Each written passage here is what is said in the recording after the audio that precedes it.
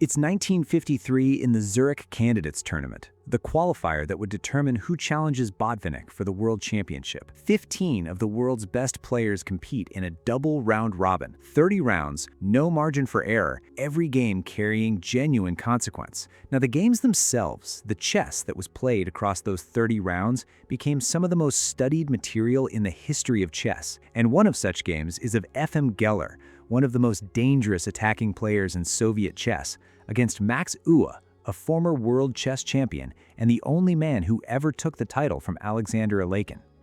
Geller had white, and Euwe played with the black pieces.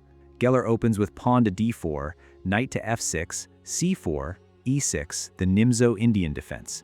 So we see knight to c3, bishop to b4, pawn to e3, c5 from Euwe, and then pawn to a3 from Geller, immediately going with a tempo on the bishop. But this isn't really a problem for black, since his plan is simply to trade on c3 and force a doubling of pawns on the c-file, therefore that tempo being a wasted tempo. The bishop captures on c3 with check, pawn takes back, and the structural lines are drawn right there on move 6. This is now transposed to the Semish variation of the Nimzo-Indian. White has doubled pawns on c4. They are ugly, they are permanent, and Euwe is going to spend the entire game reminding Geller they exist.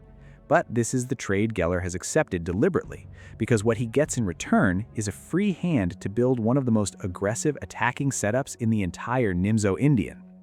Pawn to b6 from Euwe, bishop to d3 from Geller, bishop to b7, pawn to f3, the first signal of what's coming. Geller is preparing e4 and f4, the twin pawn advance that will eventually aim everything at the black king.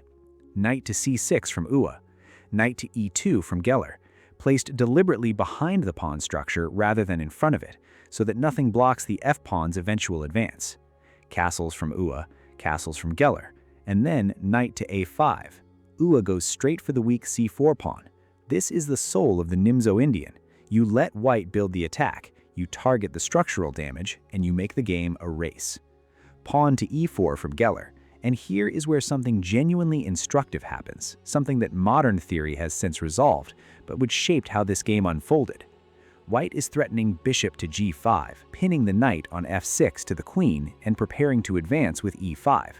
The move black should play here is knight to e8, stepping out of the pin before it exists, and simultaneously preparing to reroute the knight to the queen side via c7 to join the pressure on white's weak pawns. It looks passive. It isn't. It's one of the deepest moves in the entire variation, combining defense with a positional transfer that keeps black's counterplay alive. Knight to e8 from Euwe. He finds it. The knight steps back, the pin is avoided, and the queenside rerouting is now available. Then knight to g3 from Geller, maneuvering the knight toward the kingside where the real action is heading, and now pawn takes on d4 from Euwe. C takes back, and rook to c8. The queenside pressure is building. Euwe's pieces are accumulating on c-file, pointing directly at that weak pawn. And well, there is no real way to defend it, so Geller doesn't try to. Instead, he advances pawn to f4. The commitment has been made. The attack is launching, whether black is ready or not. And now comes the critical moment that modern theory has since refined. Knight takes on c4. Euwe captures the pawn on c4, snapping it off immediately. The knight has finally reached the target it was heading towards since move 10, but this is where timing becomes everything in the Nimzo-Indian. The knight grabs a pawn, but slightly loosens black's control of the king side at precisely the moment Geller is ready to push. And so in this position, we see pawn to f5 from Geller. The f-pawn charges forward. Pawn to f6 from Euwe, blocking the advance, trying to slow the attack down. Rook lifts to f4 from Geller. This rook is going somewhere dangerous, and both players know it. Pawn to b5 from Euwe, the queenside pawns joining the pressure. Rook to h4 from Geller. The rook arrives on the h-file, pointing directly at h7, and the attack is now fully assembled. Queen to b6 from Euwe, targeting the d4 pawn. And here, Geller plays pawn to e5. This is the move that opens everything. This move opens up the long diagonal for the bishop on b2. The rook on h4 is suddenly aligned with threats on the h-file, whilst also defending the d4 pawn. After knight takes e5, Geller plays pawn takes e6, and now the position is transformed. White has given up queenside pawns, but every remaining piece is pointed at Euwe's king. Knight takes d3 from Euwe, queen takes d3 from Geller, and then queen takes e6 from Euwe, picking up the pawn. But white has something bigger in mind. Queen takes h7 check. The queen crashes into h7, and Euwe's king is forced to f7, the only available square, pushed off the back rank and into the open. Now bishop to h6 from Geller, landing on the diagonal that points straight at the king's new position, eyeing the rook on h8 and threatening to tear the king side apart. And in this position, Euwe finds the most impressive defensive resource ever seen. Rook to h8. This is the move.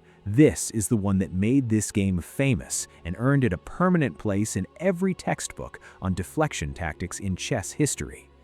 Euwe sacrifices the rook on h8, forces the queen to capture, because retreating the queen to any safe square simply loses the bishop on h6. The queen has no choice. Queen takes h8. And here is what makes this move one of the most celebrated deflection tactics ever played. The entire point was never about the rook. The entire point was the c2 square. With the queen dragged all the way to h8, c2 is completely undefended, and the rook slides in immediately. Rook to c2. Now look at white's position from a completely different angle. Every single piece committed to the kingside attack is now useless. The queen is on h8 doing nothing. The bishop on h6 is stranded. The entire attacking army is on one side of the board, and Euwe has just broken through the other side in one move. Rook to c1 from Geller, trying to challenge the infiltrating rook. But Euwe plays rook takes g2 check. The rook captures on g2 with check, forcing the king to f1. Queen to b3 from Euwe, applying more pressure, controlling more squares. King to e1 from Geller, trying to find some shelter, but there is no shelter left. Queen to f3. The queen lands on f3, and here Geller resigned. The threats are immediate and unstoppable. There really is no realistic defense against it. Queen to f2 check is coming, followed by rook to g1, and it will be checkmate. White has absolutely no answer. No piece can interpose meaningfully without simply being captured. No king move escapes the net. And so Geller looked at the position, saw the end, and put his pieces down. What a true display of elite defense. If you enjoyed this analysis, please like this video and subscribe to keep seeing more from this channel. Thanks for watching, and I'll see you in the next one.